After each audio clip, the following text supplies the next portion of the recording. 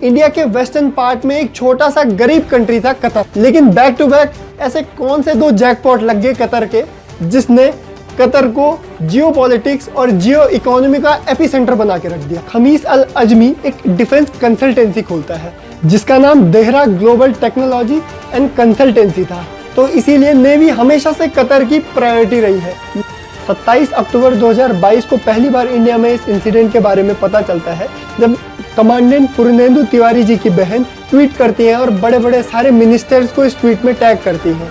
Qatar की lower court इन सारे retired navy officers को डेथ पेनल्टी सुना देती है, जो कि डिप्लोमेटिक तौर पर इंडिया की काफी बड़ी हार थी। भारत के 8 रिटायर्ड नेवी ऑफिसर्स, जिनमें से कुछ को भारत में गोल्ड मेडल और प्रवासी भारतीय सम्मान से सम्मानित किया गया है, उन्होंने ऐसा क्या किया कि कतर गवर्नमेंट ने उनको डेथ पेनल्टी सुनाई है। ये न्यूज़ पूरे भारतवर्ष के लिए काफ़ी ज़्यादा शॉकिंग थी। भारत के पास अब क्या क्या ऑप्शंस रह जाते हैं और कौन कौन से ऑप्शंस भारत ट्राई कर रहा है इस डिसीजन को रिवर्स करने के लिए।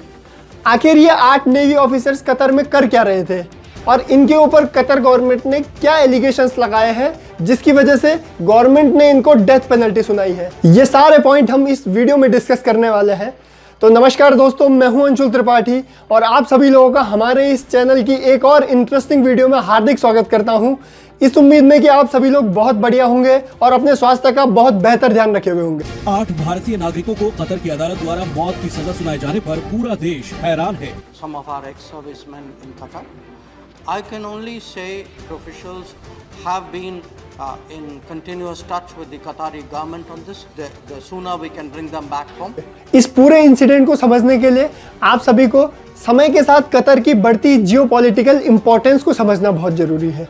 तो सीधा चलते हैं 1916 में। 1916 में ब्रिटिशर्स के अंडर इंडिया के वेस्टर्न पार्ट में एक छोटा सा गरीब कंट्री था कतर, जो कि फिशिंग और पर्ल ट्रेडिंग के सहारे अपनी इकोनॉमी को धकेल रहा था। लेकिन बैक टू बैक ऐसे कौन से दो जैकपॉट लग गए कतर के, जिसने कतर को जियो पॉलिटिक्स और जियो इकोनॉमी का एपिसेंटर बना के रख दिया। जिसमें से पहला जैकपॉट था 1939 में ब्रिटिशर्स की हेल्प के साथ कतर के जेबल दुकन एरिया में ऑयल डिस्कवर हो गया। और दूसरा और सबसे ज्यादा इंपॉर्टेंट जैकपॉट था 1971 में, जब ब्रिटिशर्स कतर को आज़ाद कर रहे थे। उसी टाइम पर्शियन गल्फ वाले क्षेत्र में गैसेस के अथाह भंडार मिले, जो कि मैक्सिमम कतर की इकोनॉमिक जोन में आते थे। अब कतर इंडिपेंडेंट हो गया, पैसा भी आ गया, लेकिन इतनी कम पॉपुलेशन के साथ कतर को सिक्योरिटी मेंटेन कर पाना काफ़ी ज़्यादा मुश्किल हो रहा था। इसीलिए कतर ने बाहर से कॉन्ट्रैक्ट के बेसिस पे सिक्योरिटी लेना शुरू किया।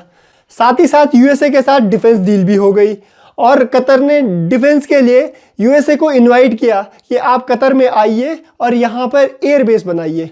तो इसी के साथ यूएसए ने कतर में अल उदीद एयरबेस बनाया, जो बाद में लगभग 10,000 अमेरिकन ट्रूप्स का रहने का ठिकाना बना। अब देखिए, कतर का मैक्सिमम बॉर्डर एरिया सी से लगता है और साथ ही साथ 1971 के जो गैस रिसोर्सेज थे वो भी सी से मिले थे, तो इसीलिए नेवी हमेशा से कतर की प्रायोरिटी रही है। लेकिन बाल्टिक सी की नॉर्दर्न पाइपलाइन पर हुए अटैक को देख के कतर डर गया और इन्होंने अपनी नेवी में हेवीली इन्वेस्ट करना शुरू कर दिया, जैसे कि सबमरीन्स खरीदना शुरू कर दिया, वॉरशिप खरीदना शुरू कर दिया और साथ ही साथ नेवल एक्सरसाइज शुरू कर दी। इनमें से काफ़ी ज़्यादा एक्सरसाइज कतर ने इंडिया के साथ भी की है। अब बात आती है 2014 में, जहाँ ये सारा खेल शुरू होता है। कतर का नेबर कंट्री है ओमान और ओमान की रॉयल ओमान एयरफोर्स का एक रिटायर स्क्वाड लीडर खमीस अल अजमी एक डिफेंस कंसल्टेंसी खोलता है जिसका नाम Dehra global technology and consultancy था। इसका एक ऑफिस ओमान के मस्कट में था और इसका दूसरा ब्रांच ऑफिस दोहा में था। इस कंपनी का काम डिफेंस सर्विसेज प्रोवाइड कराना, साथ साथ जो मिलिट्री इक्विपमेंट्स होते हैं उसकी ट्रेनिंग देना और साथ साथ लॉजिस्टिक को मेंटेन करना था। अब खमीस कतर के मेजर जनरल से मिलता है और कतर की नेवी की मेंटेनेंस का प्रपोजल मेजर जनरल के सामने रखता है। इसको ये कॉन्ट्रैक्ट मिल भी जाता है। जैसे ही देहरा ग्लोबल को ये कॉन्ट्रैक्ट मिलता है, वैसे ही ये कंपनी हायरिंग शुरू कर देती है। क्योंकि आम इंसान की डिफेंस टेक्नोलॉजी में इतनी जानकारी नहीं, इतना नॉलेज नहीं होता, इसीलिए ये प्रायोरिटी देती है नेवल सर्विसेज के ऑफिसर्स को।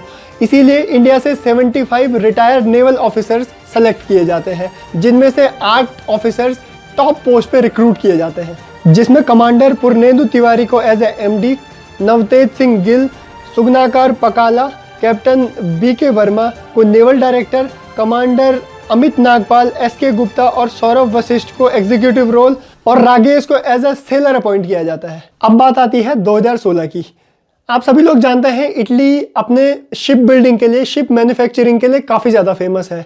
तो इसीलिए कतर ने अपनी नेवल पावर को और ज़्यादा स्ट्रॉन्ग करने के लिए इटली की एक फेमस कंपनी फिनकेंटेरी एसपीए के साथ 4 small size worship, 2 patrol vessels और 1 एम्फीबियस वेसल्स की डील की। और बताया यह भी जाता है कि जो ये देहरा ग्लोबल टेक्नोलॉजी कंपनी थी, इसने कतर गवर्नमेंट के साथ अपनी इंपॉर्टेंट इनपुट्स भी साझा की थी, लेकिन ये जो डील थी विदाउट कंट्रोवर्सी आराम से हो गई थी। पूरे पर्शियन गल्फ में ईरान ही एकमात्र ऐसी कंट्री है जिसके पास स्टील टेक्नोलॉजी वाली सबमरीन्स है। अब स्टील सबमरीन की क्या खासियत होती है, ये सबमरीन बहुत जल्दी रेडार में डिटेक्ट नहीं होती, ये काफ़ी लंबे समय तक पानी के नीचे रह सकती है। इसका क्या मतलब है कि आप चुपचाप जो कॉन्फ्लिक्ट वाले एरिया है वहाँ पर नज़र बनाए रख सकते हैं, और कतर को भी ये टेक्नोलॉजी चाहिए थी। तो इसीलिए कतर ने फिनकेंटेरी एसपीए के साथ एक और डील साइन की स्टील सबमरीन की। ये जो इन्फॉर्मेशन है ये ना कतर ने डिस्क्लोज की है ना इंडिया ने डिस्क्लोज की है। इन जो इन्फॉर्मेशन का सोर्स है ये मिडिल ईस्ट के कुछ न्यूज़पेपर और कुछ आर्टिकल्स हैं। इन आर्टिकल्स में ये भी कहा गया है कि जो ये स्टील सबमरीन थी इसकी इन्फॉर्मेशन जो 8 रिटायर्ड नेवी ऑफिसर्स थे उनको भी थी। कतर इस डील को चुपचाप सीक्रेटली करना चाहता था, क्योंकि अगर कतर के पास ये स्टील टेक्नोलॉजी आ जाती है तो जो इजराइल की अरब कंट्रीज पे सुप्रीमेसी थी वो थोड़ी कम हो जाएगी, और इजराइल ये कभी होने नहीं देता। तो इसलिए कतर इस डील को चुपचाप सीक्रेटली करना चाहता था। अब 30 अगस्त 2022 की आधी रात को कतर की इंटेलिजेंस एजेंसी जिसका नाम है स्टेट सिक्योरिटी ब्यूरो के ऑफिसर्स इन 8 नेवल ऑफिसर्स के घर पे पहुंचते हैं और इनसे रिक्वेस्ट करते हैं कि आप एक इम्पॉर्टेंट नेवल एक्सरसाइज के लिए चलिए, और इनको ले जाकर जेल में बंद कर देते हैं। जेल भी कोई नॉर्मल जेल नहीं, सेपरेट जेल्स में इनको बंद किया जाता है, और 1 महीने तक किसी को कोई पता नहीं चलता कि ये ऑफिसर्स आखिर गए कहाँ। बाद में पाकिस्तान के एक न्यूज़ चैनल पे ये न्यूज़ ब्रेक होती है कि कतर ने कुछ रिटायर्ड नेवल ऑफिसर्स को जेल में बंद किया हुआ है। तब जाकर कहीं इनकी फैमिली और इंडियन एम्बेसी तक ये बात पहुंचती है। बाद में इंडियन एम्बेसी इन सबको रीच आउट करती है, लेकिन इन ऑफिसर्स पे क्या चार्जेस लगाए गए थे ये किसी को नहीं बताया जाता। 30 अक्टूबर 2022 को जो ये देहरा ग्लोबल टेक कंपनी थी, इसका सीईओ खमीस अल अजीम वापस ओमान से कतर आता है ये न्यूज़ सुन के, और जैसे ही कतर गवर्नमेंट को पता चलता है ये इस सीईओ को उठा के जेल में पटक देते हैं। मोटा मोटी ये अंदाज़ा लगाया जाता है कि इनके ऊपर चार्जेस लगे हैं कि इन्होंने जो सीक्रेट स्टील सबमरीन डिटेल्स हैं वो इजराइल के साथ शेयर की। अभी तक इंडिया में किसी को इस इंसिडेंट के बारे में पता नहीं था।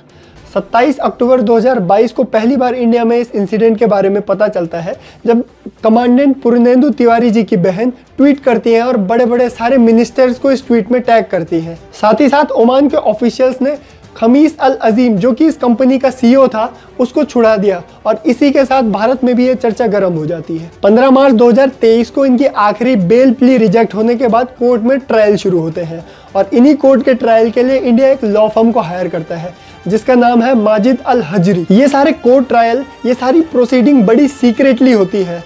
इवन यहाँ तक कि जो ये लॉ फर्म इंडिया ने हायर की थी ये अपनी नेक्स्ट हियरिंग की डेट तक मीडिया में डिस्क्लोज नहीं कर रही थी, लेकिन due to some reasons India को ये लॉ फर्म इनकेपेबल लगी तो इंडिया ने ये लॉ फर्म चेंज कर दी। अभी ये केस एक नई लॉ फर्म अहमद अली अल हल को दिया गया है। 1 अक्टूबर 2023 को Indian officials in retired navy officers से मिलते हैं, क्योंकि 3 अक्टूबर 2023 को कोर्ट की नेक्स्ट हियरिंग होती है, और इस हियरिंग और इस मीटिंग से रिलेटेड जो भी डिटेल्स थी वो ना कतर गवर्नमेंट ने शेयर की ना इंडियन गवर्नमेंट ने पब्लिकली शेयर की। लेकिन अचानक से 26 अक्टूबर 2023 को कतर की लोअर कोर्ट इन सारे रिटायर्ड नेवी ऑफिसर्स को डेथ पेनल्टी सुना देती है, जो कि डिप्लोमेटिक तौर पर इंडिया की काफ़ी बड़ी हार थी, क्योंकि ओमान के ऑफिशियल्स ओमान के सिटीजन को तुरंत छुड़ा के ले गए थे जबकि वो सीईओ थे कंपनी के, लेकिन इंडियन ऑफिशियल्स इस डिप्लोमेसी में फंस कर रह गए। अब हम इन पॉइंट्स को जानते हैं कि इंडिया के पास आगे क्या क्या ऑप्शंस हैं। अभी तक ये जो फैसला है ये लोअर कोर्ट ने सुनाया है, इसको आगे हाई कोर्ट और सुप्रीम कोर्ट में चैलेंज किया जा सकता है, साथ ही साथ अगर दोनों कंट्री के पीएम अगर बैठकर इस पर बात करें तो कोई सोल्यूशन निकल सकता है। साथ ही साथ अगर कोई थर्ड कंट्री बीच में इंटरवीन करे तो इससे भी सोल्यूशन निकल सकता है। साथ साथ हमारे पास एक last option international court of justice है। आई होप आपको इस टॉपिक से रिलेटेड लगभग सारी इन्फॉर्मेशन मिल गई होंगी। अगर आपको ये वीडियो अच्छी लगती है तो प्लीज़ इस वीडियो को लाइक शेयर कीजिए और हमारे चैनल को सब्सक्राइब कीजिए।